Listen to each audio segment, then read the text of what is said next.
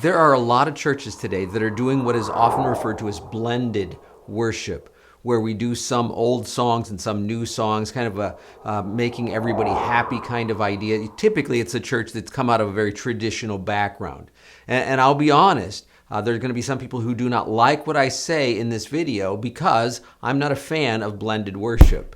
The reason for that is because usually it comes about as a compromise. There were some people that were happy with the traditional worship, but other people there were like, we want something newer, something more modern, something more contemporary. And so someone, whether it's the pastor or whoever, barters a truce, and they end up with blended worship. But now, whereas before there were some people happy, now you have nobody happy. Because the people that wanted the more modern stuff, if you do anything that's traditional, they're going same old, same old. And the people that like the traditional, when you do something modern, they're going, this was never my idea. And so you have nobody happy at all in that situation. Pollster George Barna, Christian pollster George Barna, he actually made a comment that something along the lines that blended worship actually fuels the fire of discontent more than putting it out. And he's right. But let me offer you a different perspective. I have been in churches where the more mature believers in the congregation, please understand that when I'm talking about maturity, I am not necessarily talking about age, but you and I both understand that maturity generally comes from age. The more mature believers in the congregation have gotten to the point where they have said, we've got a choice.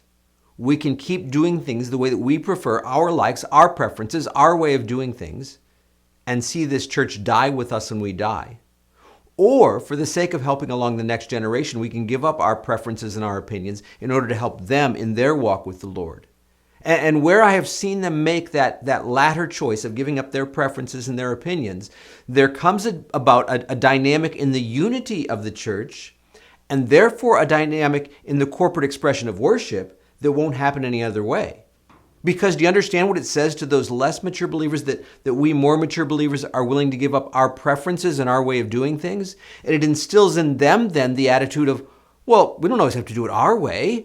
And there is an honest caring, a give and take, a caring for one another that automatically carries over into the corporate expression of worship. But here's the interesting thing.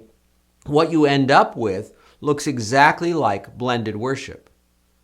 But see, the whole motivation behind it is completely different. It's not a compromise. It comes about because people genuinely care for one another.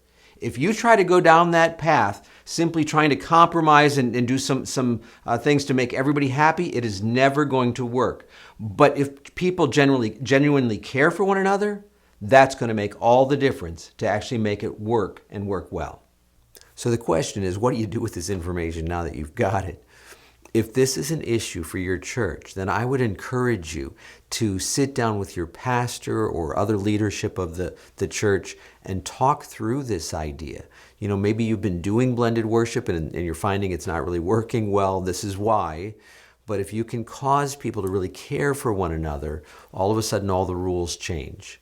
And so I want to encourage you to look at this from a leadership perspective. How can we make this work long term and work well in the setting that we're in? I think this will give you some practical tools, some practical ideas to help move that forward. Brought to you by MyWorshipLeadingCoach.com. Helping you to be more fully equipped as a worship leader.